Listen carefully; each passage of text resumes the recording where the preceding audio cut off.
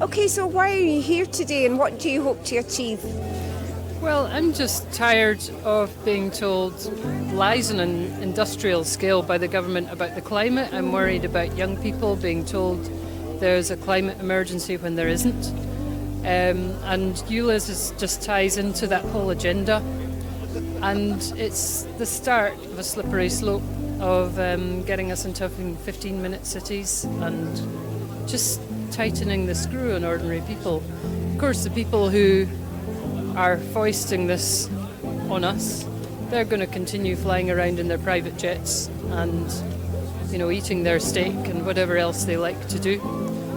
So, the hypocrisy and the lies, it just angers me. I just want to come here, I want people to see the truth. Just to try to raise awareness, and I mean, obviously the biggest threat, the immediate threat is the ULEZ cameras. There are other threats, but this is the immediate one. And hopefully this is something that can catch the attention of the people who are less aware of what's going on, shall we say, So I think the more people realize how it's going to impact on them, we are seeing a lot of people, I think, now who are much more open to the message, shall we say, We're not crazy conspiracy theorists anymore, To cancel the ULEZ in Glasgow, basically. I mean, and all over the UK, really. Because the science, they say, they're trying to phase people out of driving. Yeah, it's unlawful. They're trying to rob people's money, basically, because, all these councils are broke, basically. I mean, they're all poor. They want to scramble. I think Birmingham announced bankruptcy. I think Nottinghamshire also announced bankruptcy. So they're trying to clamour as much money from the people as they can. And we're here to stand up and say no to it. Here I'm hoping that we will raise awareness of these anti-car, undemocratic policies that are being introduced all over the country. And I think people are unaware of just the extent that these things are, and the havoc that they're causing and the damage that they're doing to people that are already living on the breadline. How can we afford to be paying more to drive our cars? We're already paying taxes up to the hilt. Right, so I've driven 3 hours to be here today from County Durham because what's happening here today is really important. It's important both for me as an activist and a writer and photographer. I'm here to document it. I've been to about 20-something protests. I'm noticing this is the one with the most people with cameras I've ever seen. So this is clearly now a mainstream story that we're dealing with. It's not anti-vaxxers or any crazy stuff, yeah? Everyone can understand our roads are being stolen off us. It's like the modern enclosure movement. They're taking the last common space on land, our roads. So it's destruction of our basic civil rights. And it's also a matter that's very personally important to me because I drive a Ford Escort van, right? 22 years old. And when I took my brother to Heathrow Airport 2 weeks ago in London, they want to charge me £112.50 for 2 miles to deliver my brother to the airport, right? Because it's a van, right? So they're trying to regulate the shape of my car, right? It's a Ford Escort. And charge me 10 times as much as the next person. So even if you think ULEZ is okay, it's not okay to charge me 10 times as much. Imagine if I don't pay, they'll send the debt collectors around, eventually take my van off me. So I can't now go to the shopping, I can't go to healthcare appointments. They'll take away my entire ability to travel in this world, except my public transport, because I say no thank you. The mind of people, the shoppers, it just brings it to the forefront because people forget it's going on, really. But it's an abomination. It is an absolute abomination that it's a high-income zone. If you don't have a new enough car, you can't enter. But it's not even as honest as that because they don't tell you the fines on the sign. There's no contract because they're not saying on the sign that you're going to be fined if you go through it and how much the fines are. We're here to sort of protest against the low emission zones. I take it you don't agree with the science that's been pushed on us? Absolutely not.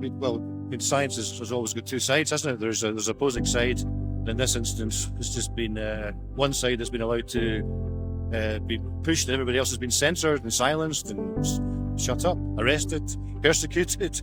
Which is quite ridiculous, yeah. So. Oh yeah, I definitely do think so. They want cameras that can track people's vehicles, find them based on where they go. They don't want you going places because they don't want you getting away from it all before it's too late.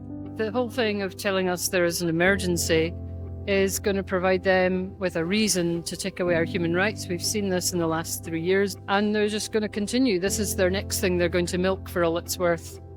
And they're going to use it to justify all the things that are coming down the line. If you want to take a photograph of that, most people don't actually know what net zero is about. They just know the word. It's all been kept rather quiet from us. This is from a website, I've got it written on the back. It's called UK Fires. UK Fires is a group of scientists from several different universities which the government commissioned to draw up a plan for how they're going to roll out their net zero. So this is what they came up with, and this is what the government is looking at when it's talking about net zero, but it's not telling ordinary people. Fertilizers getting phased out, concrete and steel. People are already dying of cold in their homes. People already can't afford to eat. They're going to have heating reduced by 40%. They're going to ration fuel.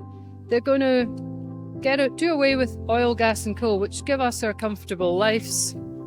And without those things, we're going to be basically living in really primitive conditions. The science. Well, I tell you what, for all of my life, I did used to follow the science. I even wrote a book once on the history of science. I'm probably, for my sins, an expert on the Apollo space program. So when people try to explain to me about the science, I just feel like saying to them, don't try and teach your granny how to suck eggs, you know? So we know the whole thing's a scam. And I mean, it doesn't take much to know when you work out that a fraction of 1% own everything on Earth, you know, and everybody pays it to them. 10 corporations that receive everything. So, I mean, like this whole idea of a free market economy and democracy, we'll not go into democracy, but everything is just a big pantomime. And I think it is, it's a used phrase, the Great Awakening, but I think it is. People are waking up, you know. This carbon agenda is basically, it's an idea that they hit upon decades ago, and it's a way of basically justifying not just taxes but freezing you down into obviously the 15-minute city zones, CBDCs where everybody's going to have a digital ID. If they're not sure what that is, just look at what's happening in China at the moment, you know. So everything, the carbon agenda is really, that's what feeds into everything. And this is something that they're going to be pushing more and more as time goes on. So we have to make people aware to look at the science or science, not the science, and realize it's a scam. That's all it is. It's a scam. Yeah. So they're trying to restrict you into a localized area so they can easily manipulate. That's their whole goal. It's targeting, again, the independent businesses in towns. So that's the agenda, and they want people cycling, walking, and basically being confined to zones. So this has nothing to do with clean air. So the science, this is about putting up cameras everywhere, surveillance states, getting us used to having our rights trashed, getting us used to being photographed everywhere we go.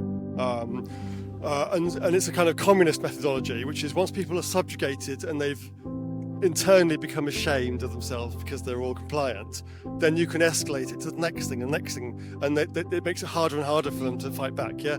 So it's really about demoralisation. I think they use the word science to try and depress any argument, all that anti-science chat that they have. But actually there's plenty scientists, there's plenty experts who have a completely different worldview. And frankly, I trust them more than I trust the politicians that are trying to impose this on us. I think the censorship and the propaganda is, again, my eyes have been opened to the extent that that's been used, and I'm horrified that we live in a so-called democracy, that people are not allowed to have different opinions and different voices. Well, we know there is a bigger agenda, the Agenda 2030, the global agenda. We know that. And it's just a drip filtering through at the local level. It looks innocent. They look like innocent schemes to make the area prettier, make it more attractive. People can walk, people can cycle. And I'm not against any of that, but I am against doing it in an underhand way, in an undemocratic way.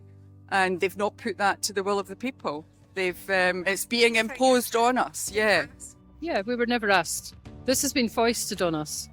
And all these councils up and down the country in Scotland and England, Wales, they have now quietly adopted this net zero, I don't know what you would call it, policy. And we've not been told either. This is just none of it we get consulted on because they know we would say no, because it's utterly insane.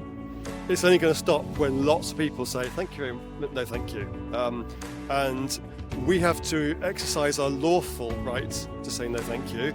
So it's all of us saying, I want to appeal, I want to pay, and yeah, like I say, I'm going to push back as hard as I can within the framework of what's lawful.